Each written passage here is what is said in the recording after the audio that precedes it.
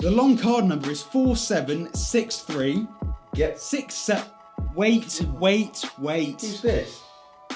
Harry, you don't need to buy the RS2, mate. You've already got the original Ronin S, and you don't use no bloody do it this has anyway. got All sorts many of new awesome features, and I really like want touchscreen it. and active track and carbon fibre and everything. You know you want it. Yeah, fuck off with your sensible opinion. Don't listen to him. Yeah, fuck off with your logical opinion on this. You know I'm right. Yeah. Yeah, I guess you are.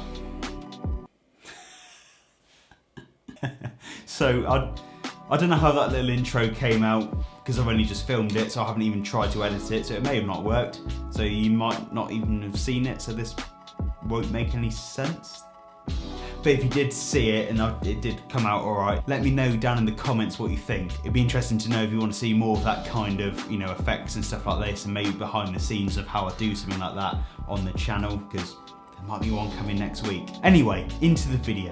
As we know, October 2020, or even the last bit of 2020, has been a complete bamboozle of just new cameras and tech and accessories and anything to make someone who's into filmmaking photography really excited, and I'm no exception. And I've tried really hard not to try and buy everything that's come out, and so far so good. But for some reason the Ronin S2, I don't know, just really caught my attention with, some of the really cool features that they've added over the original Ronin S. And I won't go into too much detail of them, because there's so many videos already on YouTube that are actually showing the product and showing these features in action and explaining them far better than I can just from my understanding of them. So if you want to know more about that, then head over to Mattia Poyer or Peter McKinnon or Daniel Schiffer or someone like that, who have done a hands-on review and can show you all of these amazing features. But the point of my video is more asking the question, should you actually buy it? Or should you sit here and appreciate, yeah, that's a great bit of kit. Most of us have already got a gimbal, whether it's a Zion or a DJI or whatever it is. I've already got the original Ronin S, and it's a fantastic gimbal. It has its quirks, it takes a while to set up, it's clunky, it swings around when you're trying to carry it, and it's not very responsive, and it's tricky to set up in the app, and so on and so forth.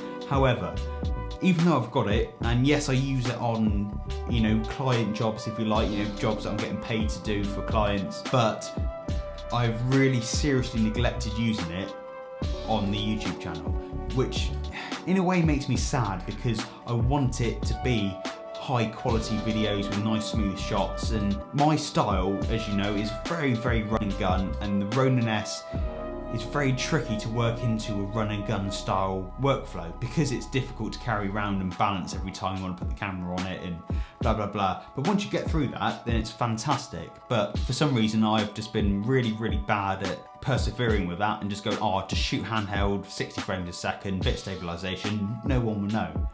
But to try and rekindle the love for using the Ronin S, for getting the shots that it can achieve, then for some reason I thought, logical thing, I'd take it to Cheltenham.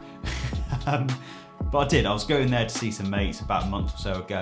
I thought I'd take the Ronin S with me, set it up, and just get a few shots with it, just for my own eyes, just to see the difference it makes, just taking that extra 5 minutes and the production value that it brings to the videos that you can produce with it. So yeah, here's some of those shots.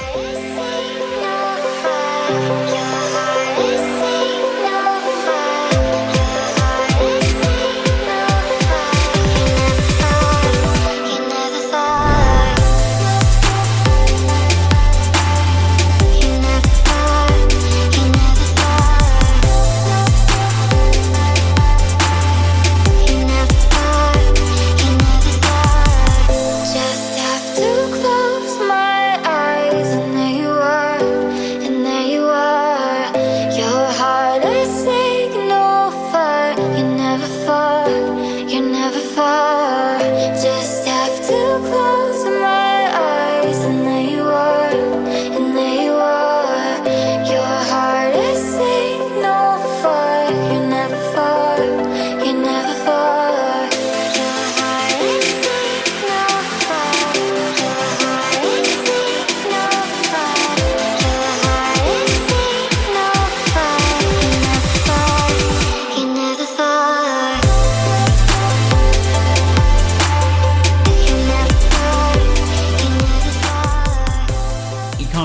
with how good gimbal stabilised footage actually looks. For me, that has kind of brought back the love for persevering with the original Ronin S.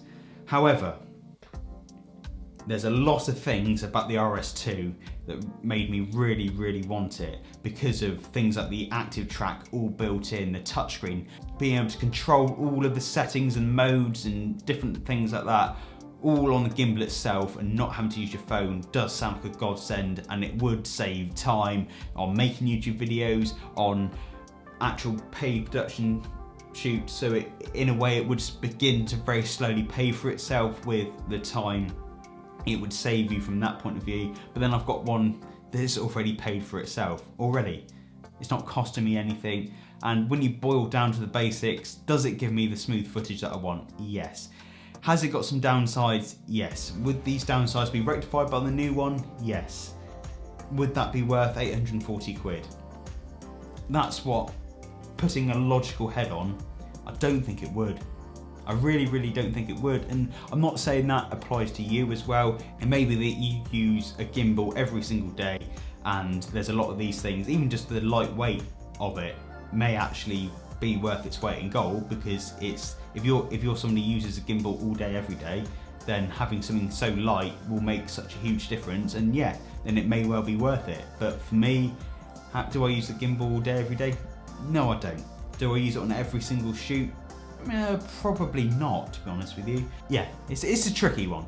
It's a tricky one, but I think you can apply this logic to any of this new gear that's come out, and that is the head and heart type mentality. Is, do you actually need it, or do you just really want it? And do you just really want it that you're actually trying to tell yourself you need it? I think that's the position I've ended up in, and it's the same with the cameras. Do I actually need it? Are these features going to change my life enough to make me think, yes, that was worth the money? And with the RS2, at the moment,